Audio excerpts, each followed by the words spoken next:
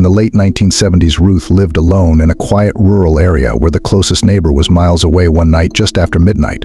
Her phone rang, piercing the silence of her home when she answered. All she heard was silence on the other end. Assuming it was a wrong number, she hung up and tried to shake off the uneasy feeling creeping in. But as the clock ticked into the early hours, the calls kept coming. Each time she picked up only to be met with the same unnerving silence. As the nights turned into a week, Ruth became increasingly terrified. Each call felt like a dark omen, making her doubt her safety in her secluded home.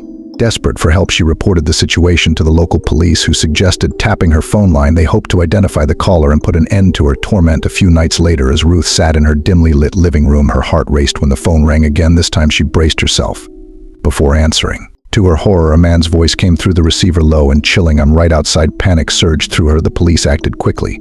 Tracing the call, they found that it originated from a phone booth just outside her home. A stark realization that someone was indeed lurking nearby.